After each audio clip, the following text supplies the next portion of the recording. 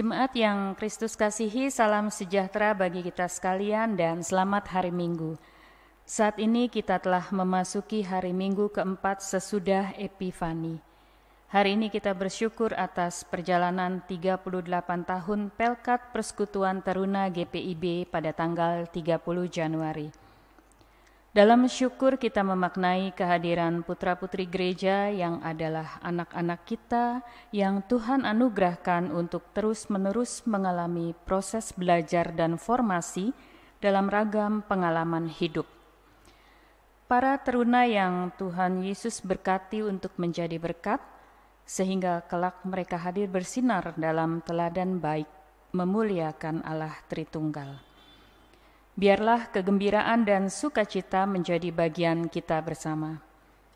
Ibadah virtual ini kiranya menyenangkan hati Allah Tritunggal dan menjadi berkat bagi kita semua.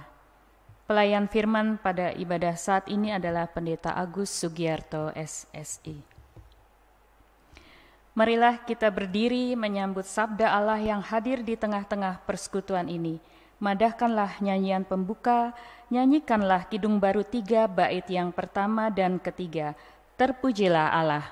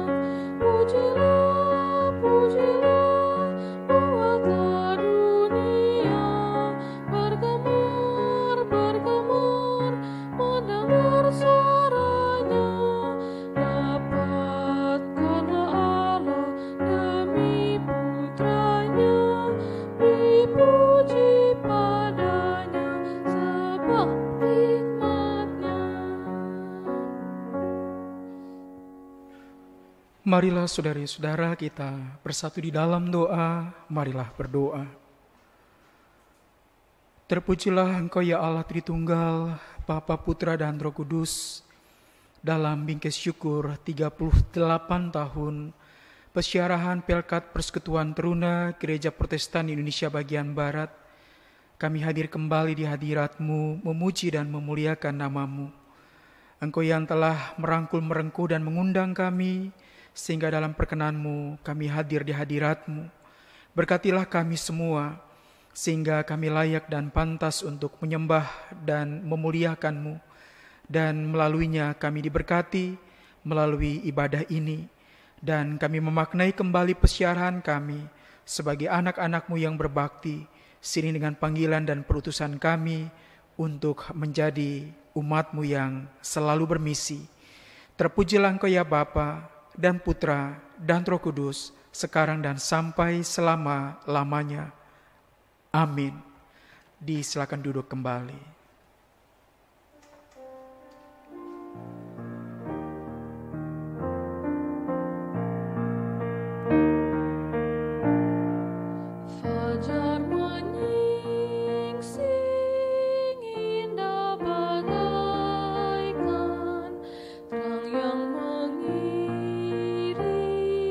Sabda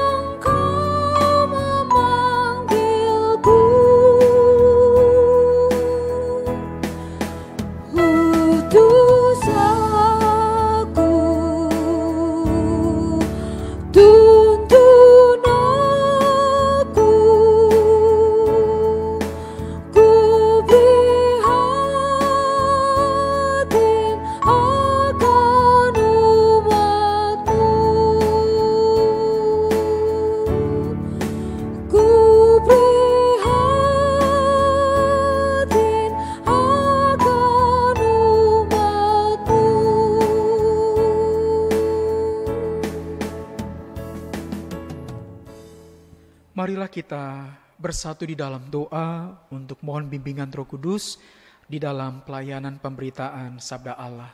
Marilah berdoa. Kami mengucap syukur karena kembali Engkau perkenankan kami berada di sekitar Sabda-Mu. Kami hendak merenungkannya.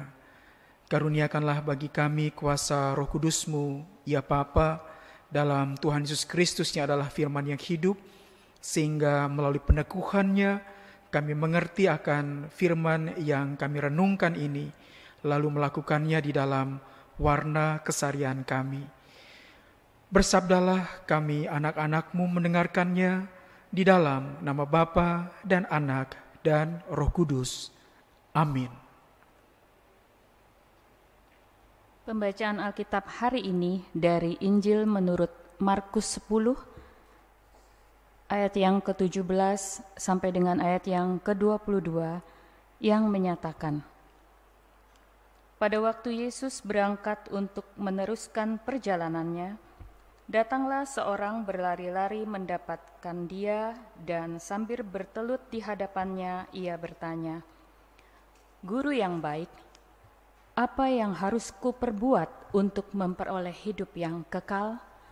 Jawab Yesus, "Mengapa kau katakan aku baik? Tak seorang pun yang baik selain daripada Allah saja. Engkau tentu mengetahui segala perintah Allah. Jangan membunuh, jangan berzina, jangan mencuri, jangan mengucapkan saksi dusta, jangan mengurangi hak orang, hormatilah ayahmu dan ibumu." Lalu kata orang itu kepadanya, "Guru, semuanya itu telah kuturuti sejak masa mudaku." Tetapi Yesus memandang dia dan menaruh kasih kepadanya, lalu berkata kepadanya, "Hanya satu lagi kekuranganmu. Pergilah, jualah apa yang kau miliki, dan berikanlah itu kepada orang-orang miskin. Maka engkau akan beroleh harta di sorga. Kemudian datanglah kemari dan ikutlah aku." Mendengar perkataan itu, ia menjadi kecewa, lalu pergi dengan sedih, sebab banyak hartanya. Demikianlah pembacaan Alkitab. Hendaklah firman Tuhan dengan segala kekayaannya diam di antara kamu, dan ucaplah syukur kepada Allah. Haleluya.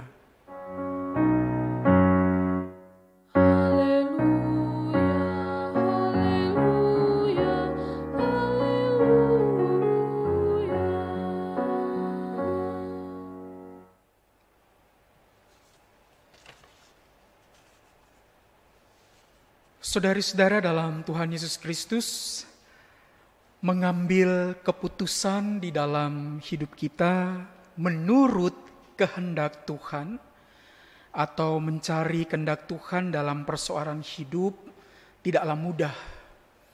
Kadang indikasinya adalah ketika itu semua bermuara kepada kebahagiaan, ketika kita mengambil sebuah keputusan, maka orang sering mengatakan, kamu sudah menemukan jawabannya. Intinya asal kamu bahagia, kamu menemukan jawaban bahwa keputusan yang kamu ambil itu baik adanya, benar, indah, dan kamu tinggal melakukannya.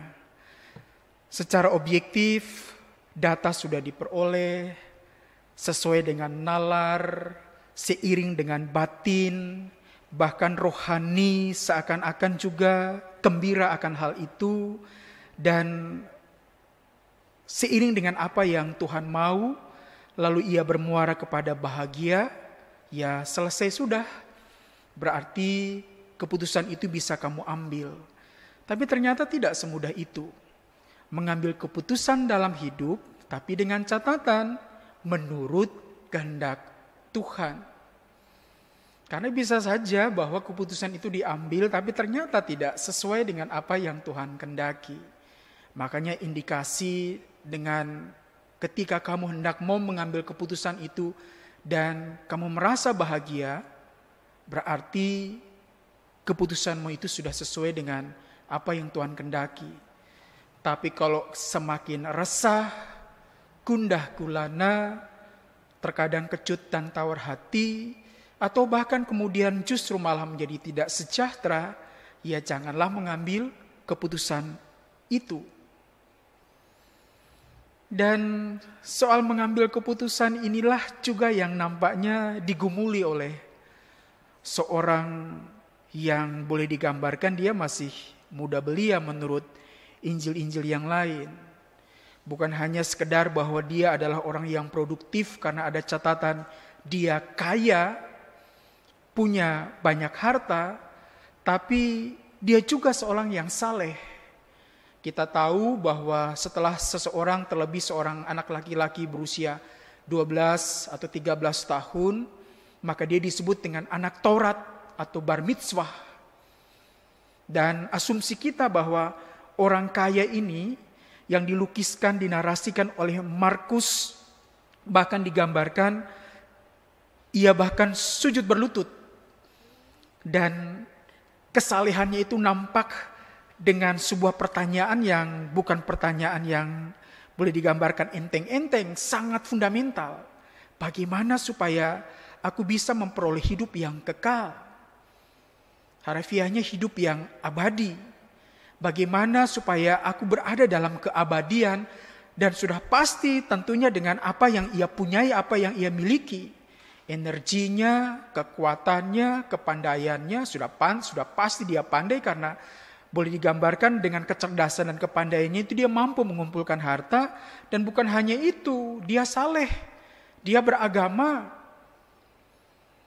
Karena seiring dengan ketika Yesus menggambarkan bahwa saya yakin kamu sudah menjalani semua protokol keagamaan, bahkan selesai sebagai seorang bar mitzvah. Makanya ditanya tentang hukum Taurat itu dan di dalamnya tentang 10 firman, dia mengatakan sejak dari muda belia aku sudah melakukan itu karena wajar. Dia sudah bar mitzvah. Anak laki-laki Israel Yahudi 12-13 tahun disebut anak Taurat bar mitzvah dan dipandang sudah mengetahui seluk-beluk secara normatif semua aturan keagamaan, baik itu tradisi lisan maupun tertulis, sehingga lengkaplah kehadirannya dan dia dipandang jalan hidupnya akan lurus seiring dengan apa yang dimaknainya tentang Torah yang kalau diartikan bagaikan membidik dan sungguh lurus jalannya.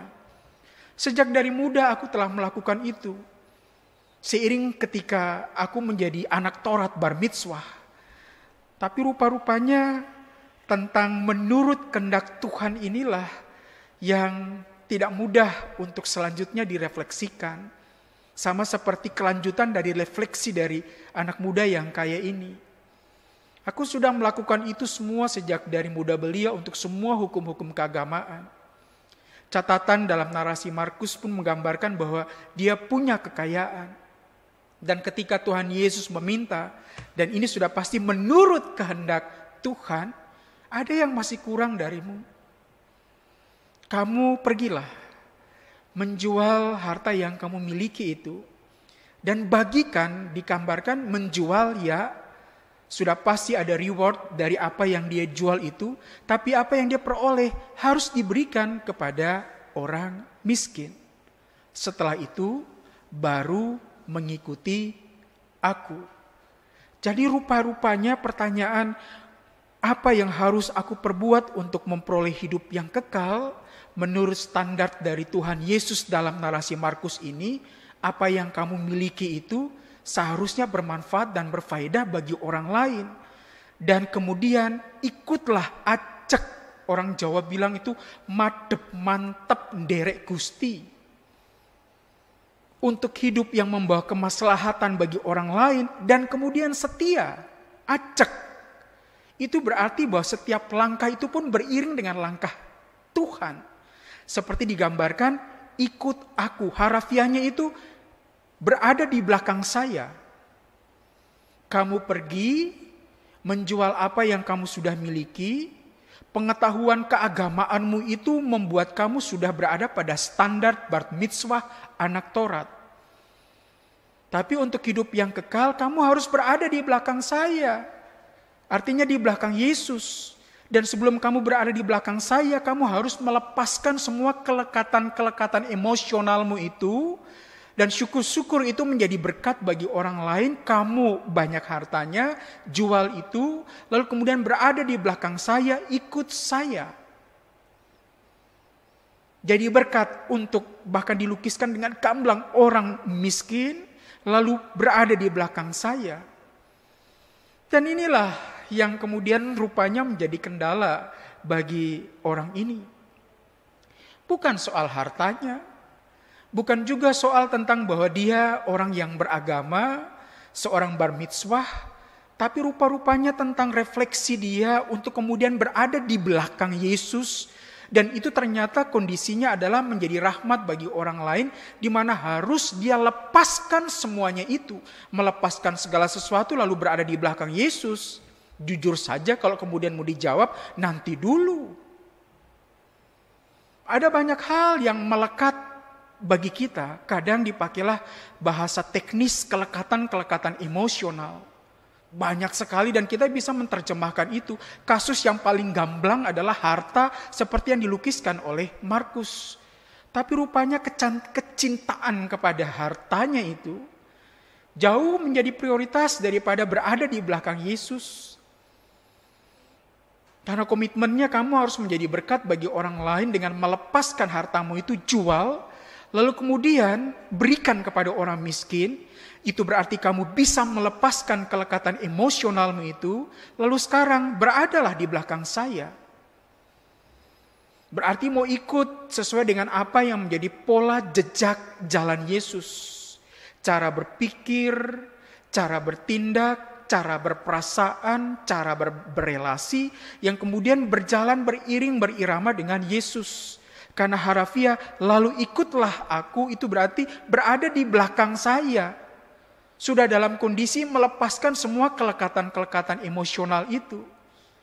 Kenapa harus melepaskan kelekatan-kelekatan emosional itu? Sederhana supaya fokus kepada yang di depan. Makanya kalau kemudian kita baca narasi selanjutnya, lebih mudah itu seekor unta yang membawa begitu banyak beban yang ditaruh di pundaknya itu, masuk melalui pintu kurir. Dipakailah istilah di sini lubang jarum. Karena istilah lubang jarum di sini mau menggambarkan pintu kurir.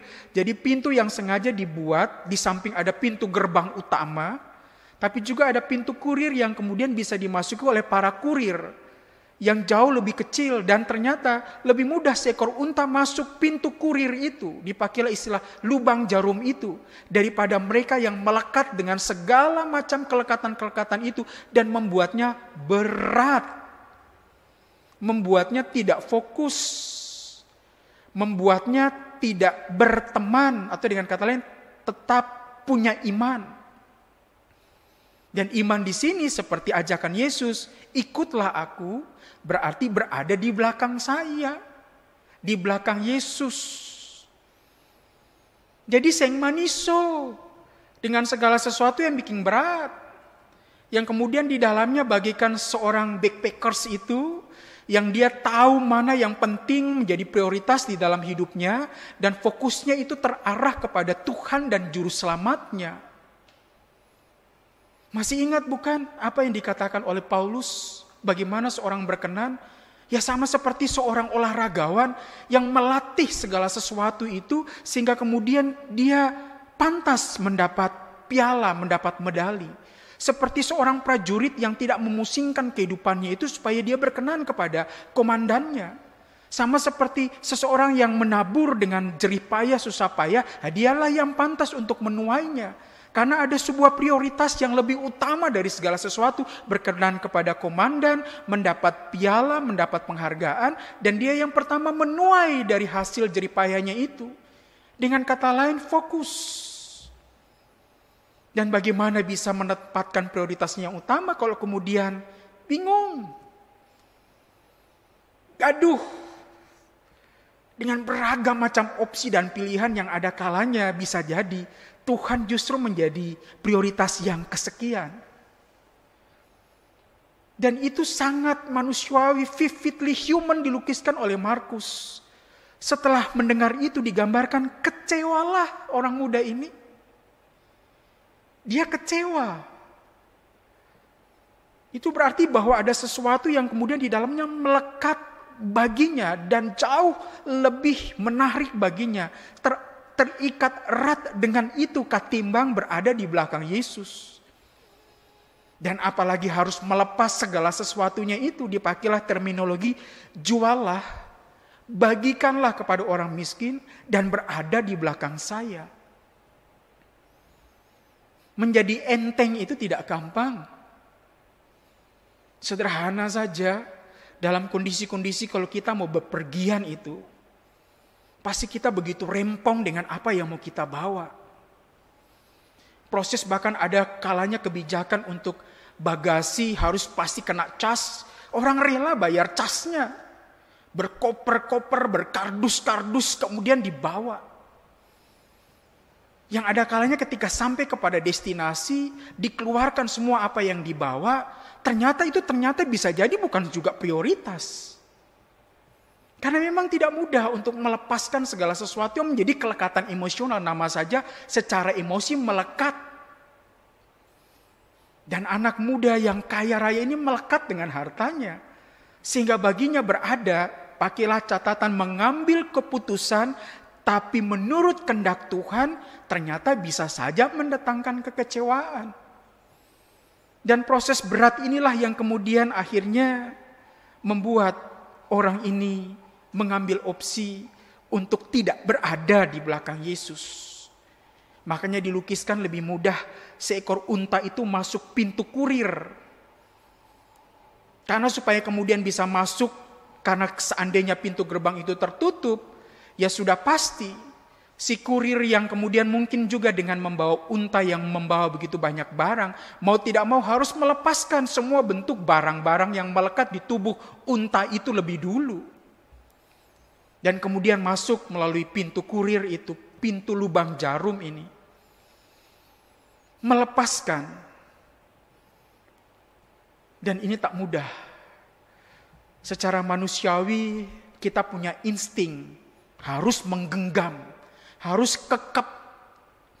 Sejak kelahiran itu seorang bayi ketika kemudian dia berada di luar rahim sang ibu, refleksnya itu kalau kemudian telunjuk atau kemudian jari jemari kita letakkan kegenggamannya, dia pasti akan menggenggam.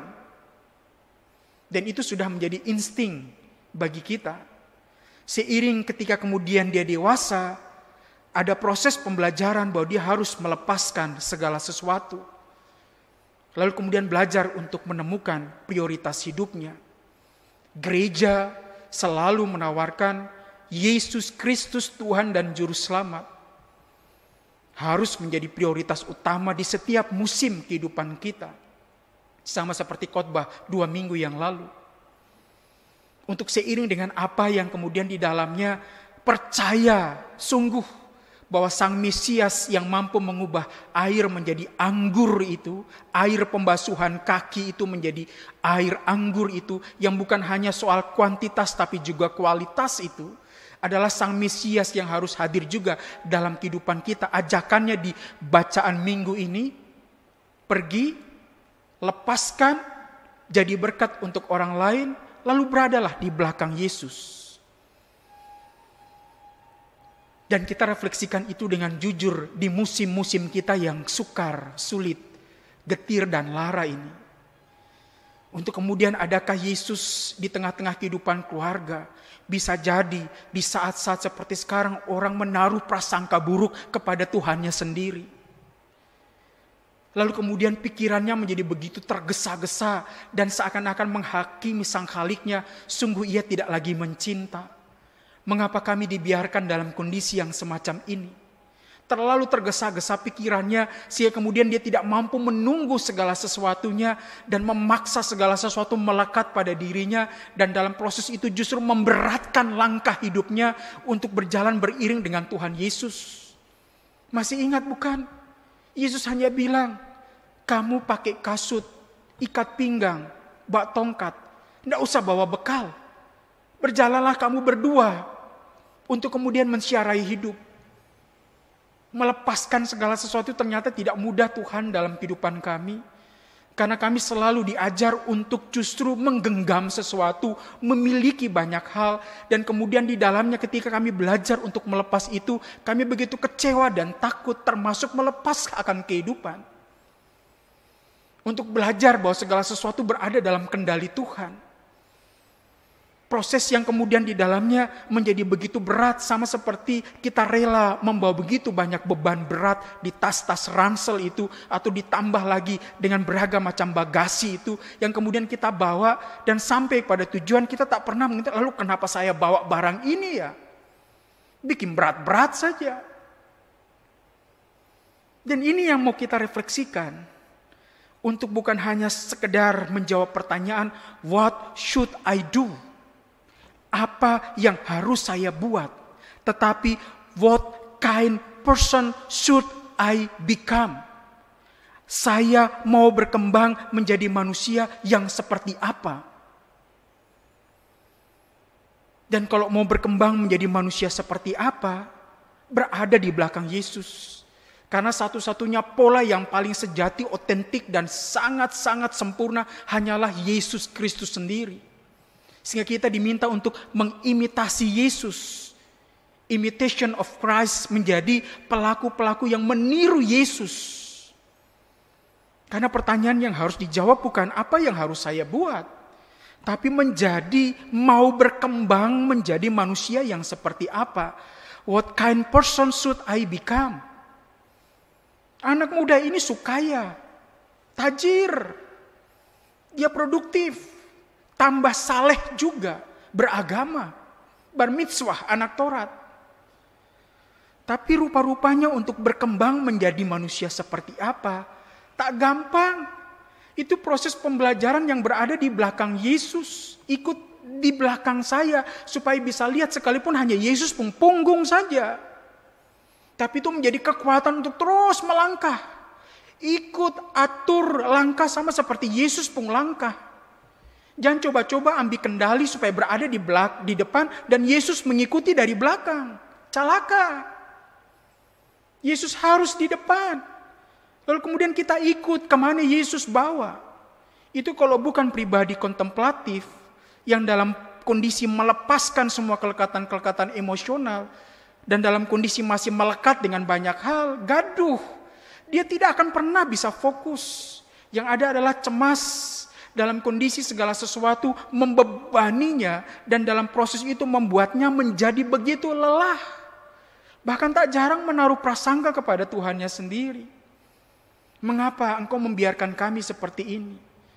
Karena bisa jadi seperti anak muda ini, dia melekat dengan hartanya. Dia melekat dengan segala sesuatu yang membuatnya kecewa dan akhirnya meninggalkan Yesus, padahal dia sudah tanya sungguh-sungguh apa yang harus kula perbuat untuk memperoleh hidup yang abadi itu. Dan yang Yesus minta, kamu anak muda, bukan hanya tentang apa yang harus kamu buat. Tapi kamu anak muda, kamu harus mau berkembang menjadi manusia yang seperti apa. Kamu tidak hanya cukup bahwa sekarang kamu kaya, kamu beragama, tapi proses pembelajaranmu itu harus memprioritaskan Tuhanmu. Tapi ternyata kamu tidak rela berada di belakang Yesus.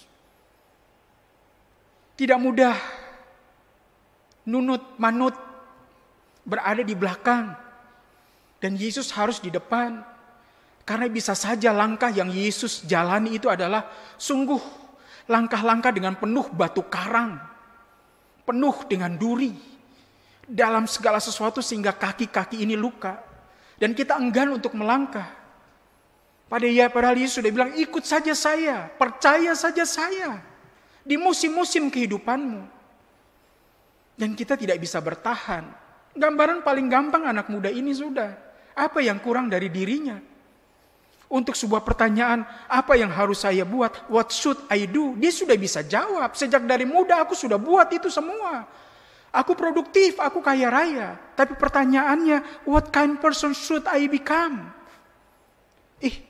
Saya mau berkembang menjadi manusia yang seperti apa? Mau jawab ini pertanyaan, aduh yang gampang. Itu proses pembelajaran seumur hidup. Untuk sebuah keputusan yang menurut kehendak Tuhan dijalani. Hari ini kita bersyukur untuk 38 tahun. Perjalanan Pelkat Persekutuan Teruna, kaum muda kita, teruna-teruna para remaja kita. Kalau kita ikut apa yang kemudian dicetuskan dalam sistem pendidikan nasional kita, ini tentang soal belajar yang normatif itu, what should I do? Apa yang harus saya buat? Semua digiring supaya syukur-syukur bisa mengembangkan berpikir yang kritis, critical thinking. Bahkan dituntun supaya bisa berkolaborasi, collaboration. Dituntun supaya bisa berkomunikasi, communication. Bahkan bisa dipacu kreativitasnya, creativity. Jadi critical thinking, collaboration, communication, creativity. Itu diharapkan berada pada setiap anak-anak yang kemudian menjalani sebuah proses pembelajaran yang normatif itu. Bahkan sebuah gambaran dia mampu untuk berpikir tentang apa yang bisa dia buat. Tapi ketika diajak untuk merefleksikan well-being-nya, kesejahteraan keberadaannya untuk berkembang menjadi manusia seperti apa, itu tidak semudah membalikan telapak tangan untuk sebuah proses pembelajaran sekian tahun. Mereka bisa saja pintar dari A sampai Z dan sangat berilmu, tapi bisa jadi tak berakhlak, menguasai banyak hal, tapi dia tidak berkembang menjadi manusia, tapi menjadi serigala. Itu bisa terjadi. Untuk sebuah proses yang kemudian sama seperti ajakan Yesus, kamu berada di belakang saya. Dan keluarga-keluarga Kristiani, moga meninggalkan keteladanan itu sehingga dari belia mereka ditanamkan untuk memprioritaskan Tuhan dalam segala hal. Saat ini orang banyak menaruh prasangka kepada Tuhannya sendiri. Sudah enggan berdoa, apalagi membaca firman. Kadang supastiu ikut ibadah-ibadah yang sejatinya hanya sekedar bisa menonton itu saja. Lelah sudah. Untuk sebuah proses selama hampir 10 bulan sudah, bahkan mau dihitung setahun. Untuk keberadaan yang di dalamnya, mau berbicara apa lagi? Hari lepas hari yang ada hanya sekedar sebuah kesukaran terus menerus.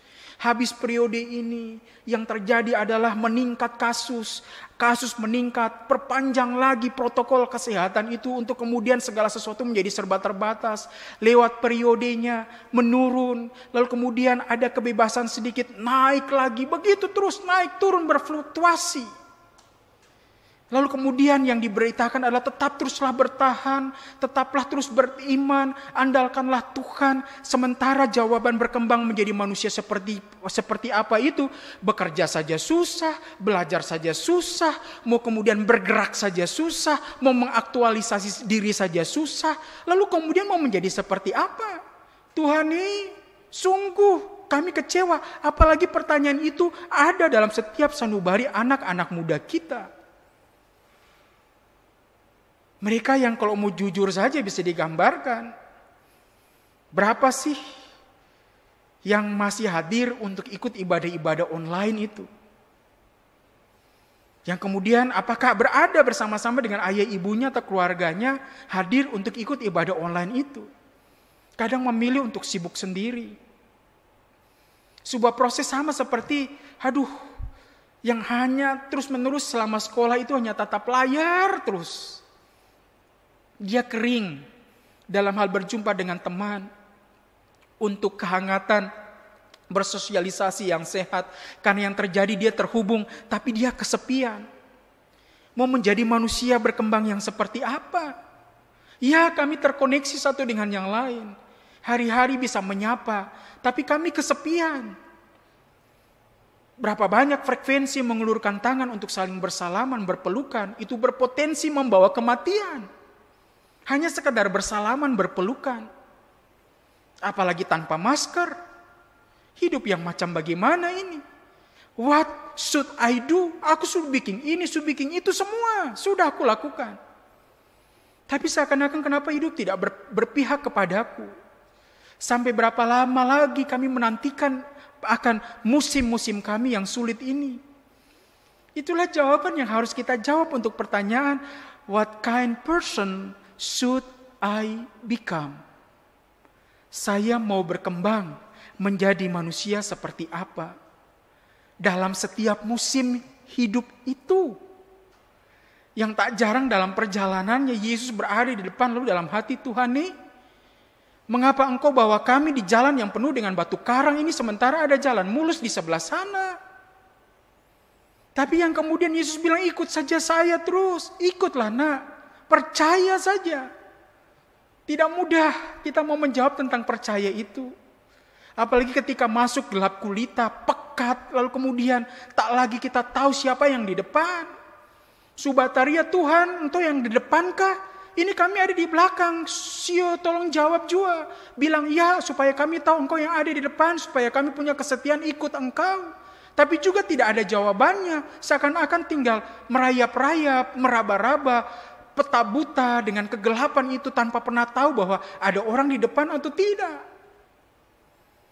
Tapi ternyata kita diminta untuk resilient. Kita diminta untuk survive. Sebuah gambaran, moga-moga masih tetap ada punya kerinduan itu. Mungkin Supastio sudah lihat semua, nonton itu ikan ibadah itu saja. Yang dalam proses yang semacam itu, bahkan ketika buka itu lembaran Alkitab, 1-2 lembar, berapa pasal, lalu kemudian sudah begitu lelah, bahkan yang didapati adalah mengantuk saja. Mau berusaha rindu, tapi kemudian yang dilihat, aduh Tuhan nih, sudah seperti ini, dia naik seakan-akan aku begitu tenang, teduh, tapi ku hadapi kembali persoalan hidup yang membuat jatuh lagi begitu terus menerus, naik turun, dan itu lelah Tuhan. Dan rupa-rupanya anak muda ini tidak mau berproses tentang soal begitu. Makanya dengan cepat, lalu kemudian dengan gambaran oleh Markus, kecewalah dia, dan dia ikut ritmenya sendiri. Tidak gampang mau berada di belakang saya, berada di belakang Yesus, untuk kemudian melangkah ikut iramanya. Dan moga anak-anak kita yang hari ini secara khusus kaum remaja kita, untuk Bingkai 38 itu bukan hanya tentang bahwa mereka kritis, mereka bisa berkolaborasi, berkomunikasi, berkreativitas, tetapi kemudian berbicara tentang segala sesuatu yang kemudian di dalamnya apapun musim-musim kehidupan mereka, mereka tetap rindu. Rindu, kangen kepada Tuhan. Itu sudah cukup untuk memelihara iman. Selanjutnya adalah politik stamina untuk bisa melanjutkan panggilan hidup. Karena dipakai istilah politik stamina. Karena mau berbicara tentang bagaimana dia lihai bertahan untuk bisa menata sebuah sistem hidupnya itu. Dalam hal ini staminanya itu. Supaya kemudian dia bisa melanjutkan panggilannya. Selebihnya itu hanya itu. Tapi yang kita diminta hanyalah mudah-mudahan masih punya rasa rindu itu kepada Tuhan. Rindu kepada Tuhan sudah cukup untuk memelihara imanmu. Selebihnya selanjutnya itu hanya sekedar politik stamina untuk bisa bertahan, berjuang melanjutkan panggilan hidupmu. Asal sudah punya rasa rindu saja sio, cukup. Dan moga anak-anak remaja kita mereka masih punya rasa rindu kepada Tuhan. Dan tidak menaruh prasangka, mengapa Tuhan bikin susah untuk hidup saya seperti ini. Dan karenanya seiring dengan tema yang diusung menjadi teruna yang misioner, itu berarti kan teruna yang diminta justru membawa kemaslahatan bagi orang lain. Sama seperti minta Yesus kepada anak muda ini. Lepas itu lalu jual, lalu berikan kepada orang lain. Bermisilah kepada orang lain, lalu ikutlah saya di belakang. Adalah ajakan yang sungguh indah bagi teruna-teruna kita. Sehingga di tengah-tengah kesukaran sekalipun, dengan model pembelajaran, sistem pembelajaran, atau apapun yang di dalamnya, mereka seakan-akan terhubung, tapi sejatinya sendiri dan sepi. Mereka selalu diisi dengan rasa rindu kepada Tuhan. Sehingga apapun musim-musim kehidupan mereka, mereka memprioritaskan Tuhan dalam hidup mereka. Dalam belajar mereka masih setia berdoa, Tuhan, hari ini aku susah untuk sebuah proses pembelajaran yang tidak gampang. Tapi dia masih curhat kepada Tuhan, temannya itu. Tetap beriman, teman kepada Tuhan Yesus. Dan selalu mencurahkan isi hatinya itu hanya kepada Tuhan. Tuhan, hari ini aku terbatas bergerak. Tapi terima kasih aku masih bisa berbuat hal-hal kecil dalam kehidupanku. Dan aku syukuri itu bersama dengan ayah, ibu, kakak, adik, dan keluarga. Tuhan masih memberikan kepadaku kesehatan, sehingga dalam menghargai kesehatan orang lain, aku rela pakai masker, aku rela cuci tangan, aku rela menjaga jarak. Sungguh sesuatu yang membuatku tidak bebas. Tapi ternyata rasa rinduku kepadamu Tuhan, membuat aku bisa bersabar. Terima kasih, karena hari-hari aku masih bisa buka lembar Alkitab, meskipun baca 1, 2, 3 ayat. Di tengah-tengah aku bingung bagaimana sebuah proses pembelajaran, karena sebuah sistem yang di dalamnya bahan ajar di sekolah lebih dahulu dipindahkan ke rumah, siswa-siswi diminta untuk belajar sendiri lebih dahulu, setelah itu kemudian baru ada diskusi. Itu kan sesuatu yang tidak gampang. Tapi moga anak-anak remaja kita mereka masih tetap menjadi anak-anak yang resilient, yang bertahan, punya semangat, yang di dalamnya menggantungkan pengharapan, sehingga hari-hari kehidupan mereka adalah aku rindu kepada Engkau, Tuhan Yesus, di hari-hari hidupku. Sehingga dia memaknai harinya itu, menjadikan Yesus teman tetap beriman. Itu yang diminta dari gereja. Rasa rindu saya cukup, karena banyak sekarang orang frustasi. Orang menaruh prasangka kepada Tuhan yang seakan-akan jahat kepada kehidupan. Sehingga enggan berdoa, meninggalkan gereja, tidak lagi kemudian beribadah, menjadi sangat pesimis untuk segala sesuatu yang kemudian di dalamnya, sudahlah, agnostik saja. Sulama tidak pernah injak gereja. Ibadah hanya sekedar bisa menonton, hari-hari kering, bekerja susah, bergerak pun terbatas, hidup yang seperti apa? Lebih baik jalani sajalah, kemudian hidup apa adanya, yang kemudian di dalamnya mau lari kemanakah, mau pergi kemanakah, pasti. Tapi moga keluarga-keluarga Kristen tidak seperti itu. Mereka masih menanamkan kepada anak-anaknya, kamu ingat Tuhan Yesus nak, apapun kehidupan kita, sampai di dalamnya kita menjalani hari-hari yang penuh sulit sekalipun, ingat ya nak, jangan lupa kau berdoa. Doakan ayahmu, doakan ibumu, supaya kemudian bisa punya kekuatan dan kesehatan supaya tetap bisa bekerja dengan baik. Doakan kakakmu, doakan adikmu. Kalau kamu dalam kondisi-kondisi kamu takut, tawar hati dan cemas, jangan lupa ya nak, baca firman. Supaya sekalipun 1-2 ayat yang tidak kamu mengerti, tapi dengan doamu, kamu masih bisa berakrab-akrab dengan Tuhan. Daripada kamu mengisi akan hari-harimu itu dengan games, PUBG dan lain sebagainya, yang kemudian seakan-akan itu terisi dan mengisi hidupmu, tapi kemudian kamu semakin jauh dari Tuhan. Kamu dekat dengan gadget, dengan gawai. Tapi moga nak, dari hati kecilmu itu, lalu kemudian lahir keluar di mulutmu itu, kamu masih menyebut nama Yesus di dalam hidupmu ya nak. Jangan lupa dia dalam hidupmu, supaya kamu punya kekuatan dan bisa bertahan. Kalau toh kemudian hari-hari ke depan semakin sulit, jangan tinggalkan dia. Kamu harus bertahan, karena kita harus yakin Tuhan bawa kita kepada jalan yang di dalamnya kamu, ayah ibumu ini selamat. Moga masih terus keluarga-keluarga Kristen menanamkan itu kepada anak-anak mereka. Di tengah-tengah situasi sulit yang membuat orang kecut tawar hati, bahkan patah arang. Karena ini soal mempertahankan stamina. Dipakailah istilah politik stamina itu untuk bisa melanjutkan hidup. Tapi rasa rindumu kepada Tuhan itu sudah cukup untuk memelihara imanmu. Kamu harus pelihara itu terus. Dan moga kita tidak ambil secara khusus salah dalam memilih. Apapun yang terjadi, kami rela di belakang Engkau ya Yesus. Dan kami mau melangkah. Karena apa artinya kami memiliki seisi dunia, tapi kami kehilangan nyawa kami. Lebih baik di dalamnya kami memiliki Engkau, supaya kami memperoleh keabadian itu. Proses yang kemudian tak jarang menjadi sebuah proses menjawab dari pertanyaan yang sulit itu. Saya mau berkembang menjadi manusia yang seperti apa? Dan proses berkembang ini selalu mengandaikan karena kita bertumbuh menjadi carang-carang dari Yesus yang adalah pokok yang sejati. Karena kalau di luar itu tidak akan mungkin bisa berkembang. Yang ada adalah hanyalah kering, patah, dan binasa. Tapi moga kita tetap bisa berkembang. Karena kita melekat pada pokok yang utama itu. Pokok anggur yang sejati itu. Sang Yesus sendiri. Dan ajakan dalam Injil Markus hari ini, lepaskanlah segala sesuatu, lalu ikutlah saya di belakang. Saya akan membawa engkau pada jalan-jalan yang ku kehendaki, bukan engkau kehendaki.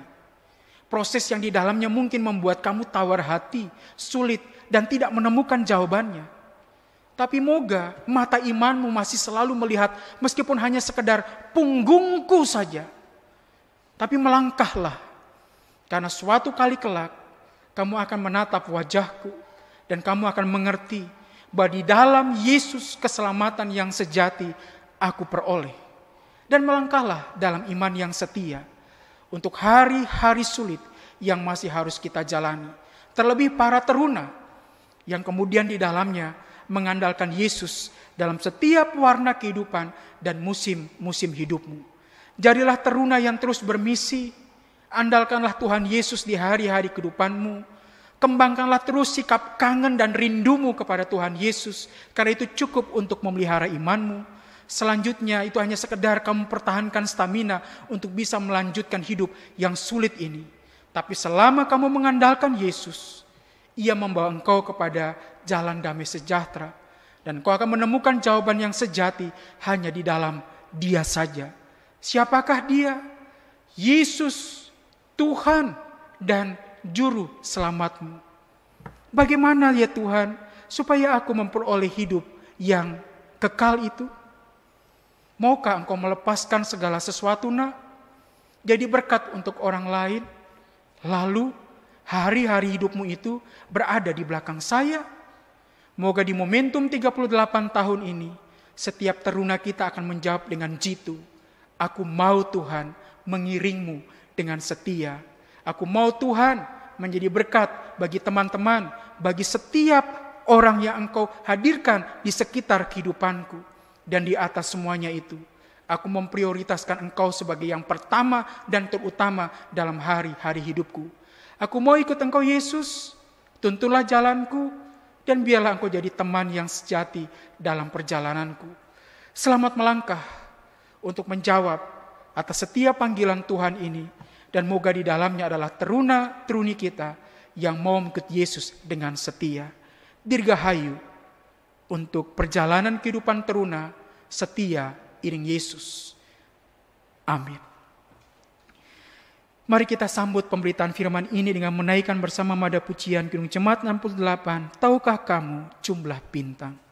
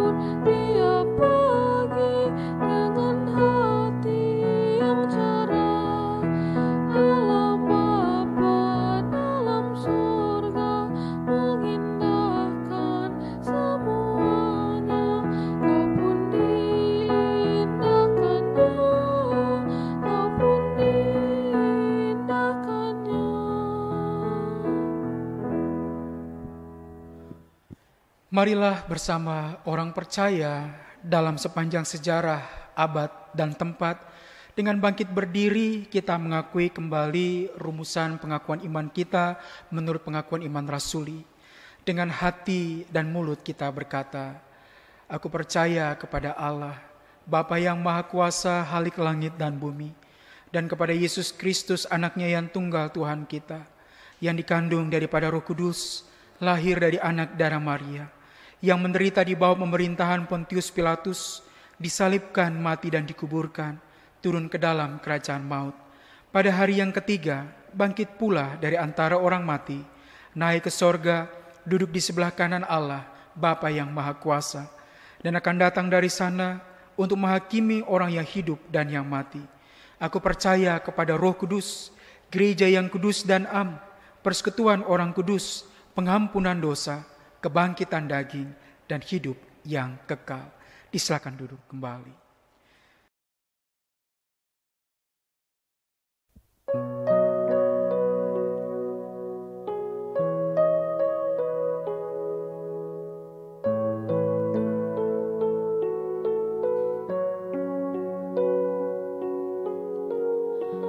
Musim akan selalu berganti, kasih Tuhan tetap abadi, tak akan berubah sampai selamanya. Ku tetap percaya, ku yakin Tuhan memberkati, ku yakin Tuhan melindungi. Burung di udara Tuhan pelihara karena kasih-Nya.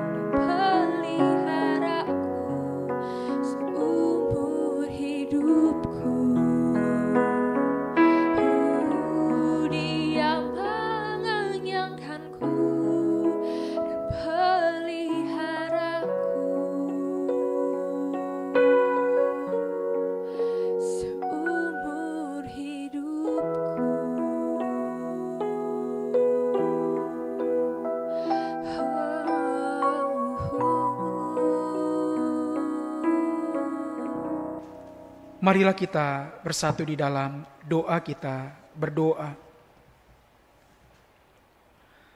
Terima kasih ya Bapa, di dalam Yesus Putramu kami belajar untuk memaknai hari-hari kehidupan kami dan bisa menemukan prioritas memaknai kehidupan yang bahagia di dalam Tuhan, yang abadi, yang kekal.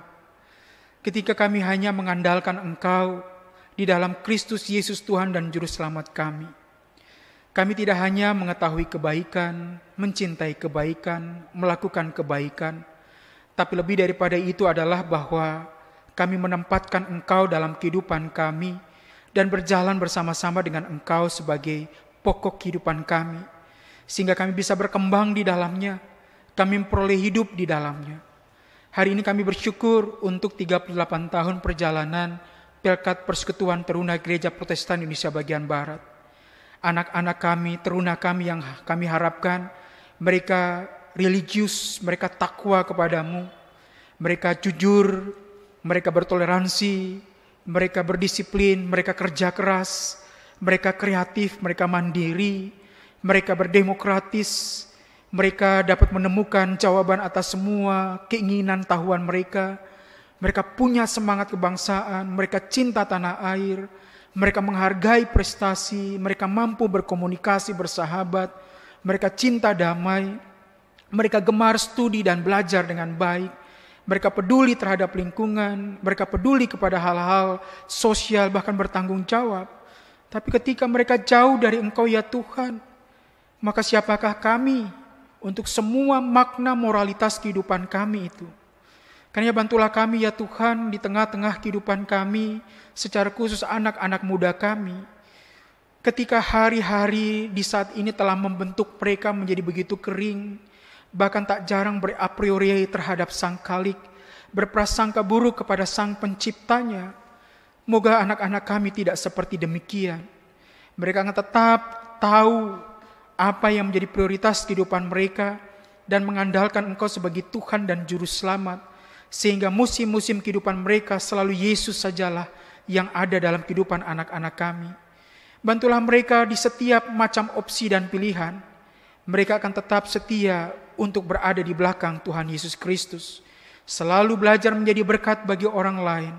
Belajar melepaskan semua kelekatan-kelekatan emosi mereka dan mengandalkan Tuhan dalam warna kehidupan mereka.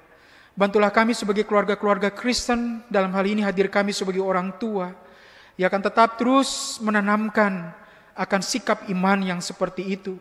Sehingga anak-anak kami ya Tuhan Yesus Kristus adalah anak-anak kami yang selalu menjadikan Engkau sebagai Tuhan dan Juru Selamat yang memberikan kekuatan dalam perjalanan kehidupan mereka setiap waktu.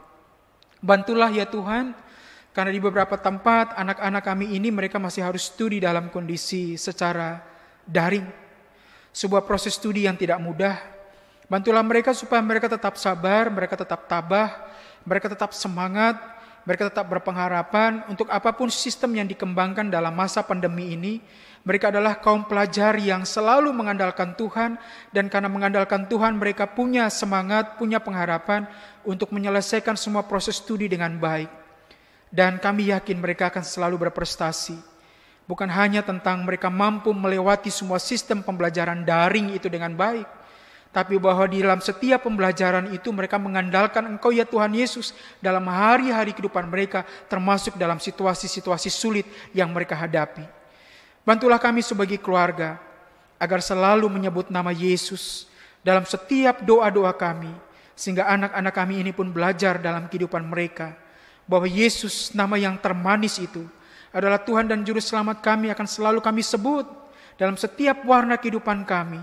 Dan itu berarti bahwa kami hanya mengandalkan Engkau, berada di depan kehidupan kami, berjalan di depan, dan kami berada di belakang Engkau, mengikutimu dengan setia. Kuatkanlah kami sebagai keluarga-keluarga Kristen untuk menapaki tugas dan tanggung jawab pekerjaan kami, terlebih kami sebagai orang tua, agar dengan tekun, sabar, tabah, setia, jujur, dan ulet melakukan tugas-tugas dan tanggung jawab kami, meskipun berat dalam soal mencari nafkah dan rezeki. Tapi kami syukuri setiap sen rupiah yang kami peroleh, dengan selalu berdoa, mengucap syukur, berterima kasih untuk semua kebaikan yang Tuhan beri. dan berkat itu menjadi berfaedah, bermanfaat bagi keluarga. Kami yakin dan percaya ketika kami tanamkan semangat bekerja dengan jujur, maka anak-anak kami pun pasti akan belajar tentang bagaimana mengandalkan Tuhan di setiap situasi sulit sekalipun. Dan Tuhan tidak akan pernah membuat anak-anak yang dicintainya yatim piatu dan meminta-minta roti. Tapi berkat itu akan selalu hadir tepat pada waktu dan kuasa Tuhan, sehingga kami tak berkekurangan, tapi selalu berkecukupan di dalam Engkau. Dan kuatkanlah kami semua, agar di masa sulit ini kami belajar bekerja dengan tetap jujur, ulet, dan menjaga akan kondisi kesehatan kami. Selama kami mematuhi semua protokol kesehatan itu berarti kami mau mengandalkan Tuhan yang mencintai kami. Karenanya sekalipun itu membuat kami tidak bebas, dan tak jarang membuat kami sulit dalam melakukan beragam macam aktivitas. Tapi selama ketika kami menjalani protokol itu, moga adalah rendah hati kami semua yang rindu. Itu semua adalah proses bahwa kami mengikuti Tuhan Yesus di dalam hari-hari kehidupan kami, sehingga kami tidak mencederai atau mencelakai orang lain dalam perilaku hidup kami yang melanggar protokol kesehatan. Tapi di dalamnya kami membawa manfaat, membawa sejahtera, membawa faedah dalam perjumpaan kami dengan sesama, karena kami menghargai protokol kesehatan itu. Berkatilah ya Tuhan Yesus kami dalam minggu ini untuk pekerjaan, kehidupan rumah tangga, panggilan pelayanan, dan warna keseharian kami. Engkau berjalan di depan kami, dan kami mau belajar setia mengikutimu dari belakang. Kami jalani itu, dan sekalipun kami melihat punggungmu, kami tidak kecewa, karena kami yakin percaya bahwa punggung yang kami lihat adalah punggung Tuhan Yesus sendiri, yang memungkinkan kami punya ketahanan, punya semangat untuk tetap terus melangkah, karena kami tahu hanyalah Engkau yang di depan kami, membawa kami kepada rancangan damai sejahtera bagi setiap kami. Berkatilah pemerintah bangsa dan negara kami, agar mereka diberkati, punya semangat, punya integritas, memimpin dan membawa warga masyarakat yang dicintainya dalam kerinduan lepas dari krisis ini. Proses ketika vaksinasi itu sementara berlangsung dengan beragam semua aktivitas dan kebijakan yang diharapkan membawa kesehatan bagi segenap warga masyarakat. Kiranya Tuhan memberkati pemimpin-pemimpin kami, memberkati pemerintah kami. Mereka yang hadir dengan niat-niat baik untuk membawa kemaslahatan bagi segenap warga masyarakat akan Engkau berkati. Dan kiranya kami tetap terus berdoa dan berkontribusi sekecil apapun, mewarnai hari-hari kehidupan kami sebagai bagian dari warga masyarakat yang senantiasa belajar mengikuti Tuhan Yesus, dan itu kami hadirkan dengan menghadirkan kehidupan kami menjadi warga masyarakat yang baik. Berkatilah jemaat Ebenezer DKI Jakarta dalam panggilan perutusannya untuk bersaksi, bersekutu, dan melayani.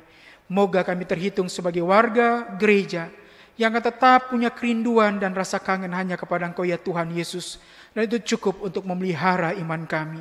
Selebihnya adalah bagaimana kami mempertahankan stamina kehidupan kami untuk berjuang dalam sulitnya hidup. Tapi kami yakin di dalam Engkau jualah segala sesuatu menjadi bermakna, karena kami yakin percaya jerih payah kami dalam Engkau tidak pernah sia-sia. Teguhkan dan kuatkanlah iman kami, agar kami mulai melangkah dalam minggu ini sebagai warga gereja yang selalu mengandalkan Tuhan Yesus dan tetap mengandalkan Engkau dalam warna kehidupan kami hari lepas hari. Ampunilah akan dosa dan salah kami, jadilah seturut dengan maksud dan kehendak-Mu, di dalam pengasihan Tuhan Yesus Kristus yang telah mengajar kami berdoa. Bapa kami yang di sorga, dikuduskanlah nama-Mu, datanglah kerajaan-Mu, jadilah kehendak-Mu di bumi seperti di sorga. Berikanlah kami pada hari ini makanan kami yang secukupnya, dan ampunilah kami akan kesalahan kami, seperti kami juga mengampuni orang yang bersalah kepada kami. Dan janganlah membawa kami ke dalam pencobaan, tetapi lepaskanlah kami daripada yang jahat.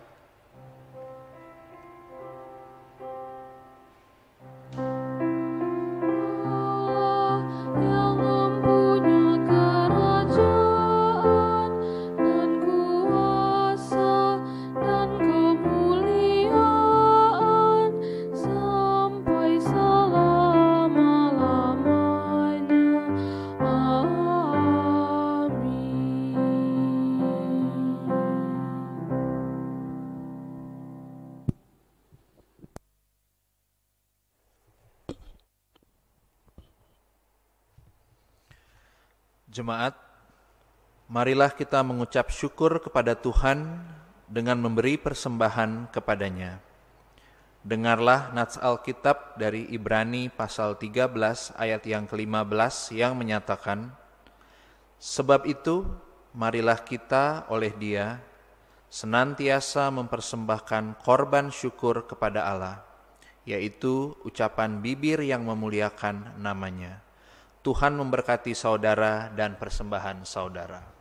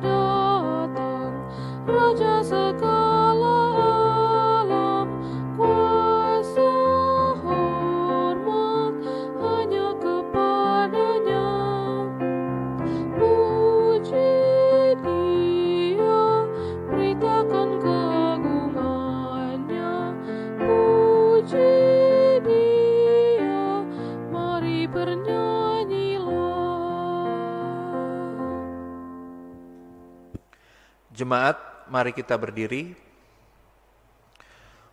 untuk menyerahkan persembahan ini kepada Tuhan dalam doa syukur.